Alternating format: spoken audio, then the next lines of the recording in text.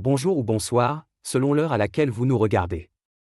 Je suis votre chroniqueur audio et animateur de podcast pour l'ODJ Média, et j'ai le plaisir de vous lire aujourd'hui, dans le respect absolu de ses propos, une chronique percutante signée Ahmed Nagy. Elle revient sur le sommet de Doha du 15 septembre, suite aux frappes israéliennes, et ses nombreuses limites. 70 pays arabes et musulmans se sont retrouvés, le 15 septembre, à Doha suite à l'attaque israélienne contre le Qatar. Le communiqué final du sommet fait état de vives condamnations, mais point de mesures concrètes. Les 22 pays membres de la Ligue arabe, auxquels il faut ajouter les 35 pays non arabes de l'Organisation de la Conférence islamique, ont tenu un sommet extraordinaire le 15 septembre à Doha, au Qatar, afin de prendre une position commune concernant l'attaque israélienne visant des dirigeants du mouvement palestinien Hamas, une semaine plus tôt, dans la capitale qatari. L'auteur poursuit en revenant sur les appels solennels du communiqué final, mais en soulignant leur portée limitée. Le communiqué final du sommet de Doha appelle tous les États à revoir les relations diplomatiques et économiques avec Israël et à engager des poursuites à son encontre, et à coordonner les efforts visant à suspendre l'adhésion d'Israël aux Nations Unies. Concrètement, les pays arabes et musulmans n'ont pas les moyens d'aller au-delà de l'expression de leur soutien indéfectible au Qatar, de l'image d'une union sacrée et des condamnations verbales des crimes israéliens. L'auteur ajoute ensuite que certaines propositions évoquées lors du sommet témoignent plus d'une réaction d'humeur que d'une stratégie commune. La proposition égyptienne d'une force arabe conjointe, à l'image de l'OTAN, qui serait composée de quelques 20 000 hommes, reflète plus une réaction épidermique de pays arabes se sentant trahis par les États-Unis et menacés par Israël qu'elle n'est le fruit d'une réflexion stratégique menée en commun par des planificateurs et des officiers d'état-major. L'auteur poursuit avec un constat inquiétant sur l'intensité des frappes.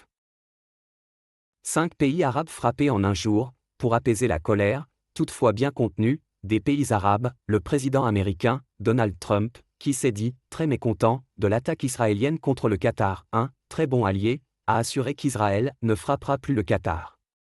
L'émir du Qatar, Sheikh Tamim Ben Hamad Al Thani, a déclaré, dans son discours d'ouverture du sommet de Doha, que le premier ministre israélien, Benjamin Netanyahou, rêve que la région arabe devienne une sphère d'influence israélienne, et qu'il s'agit, là, d'une dangereuse illusion.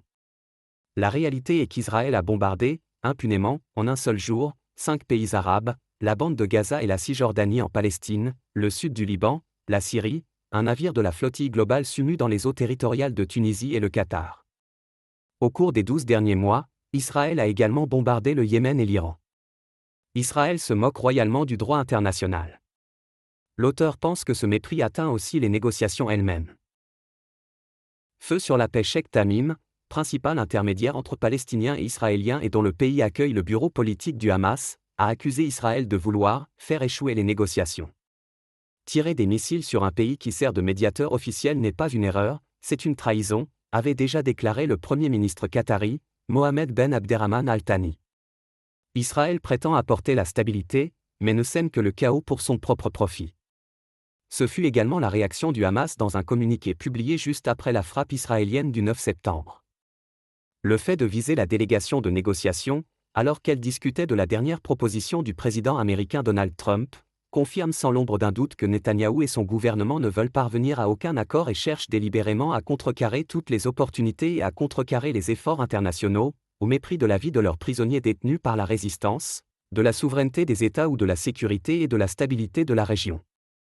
L'auteur conclut avec un regard critique sur la position arabe collective. Constat de non-existence. S'il y avait encore un doute sur l'absence totale de volonté de la part de l'actuel gouvernement israélien de négocier un accord avec le Hamas, pour mettre fin au génocide dans la bande de Gaza et obtenir la libération des derniers otages israéliens encore en vie détenus par le Hamas, la frappe aérienne israélienne sur Doha l'a entièrement levée. Le plus douloureux pour les Arabes est le constat de leur non-existence en tant qu'acteurs géopolitiques collectifs ayant une quelconque influence sur la scène internationale, se contentant de subir et de plier, sans toutefois manquer de se quereller entre eux, ce en quoi ils sont réellement doués. Merci de nous avoir suivis jusqu'au bout. Cette lecture fidèle de la chronique d'Ahmed Nagy a tenté de respecter à la lettre chacun de ces mots. Nous vous donnons rendez-vous très bientôt pour une nouvelle lecture de chronique sur l'ODJ Média. Portez-vous bien, et à la prochaine.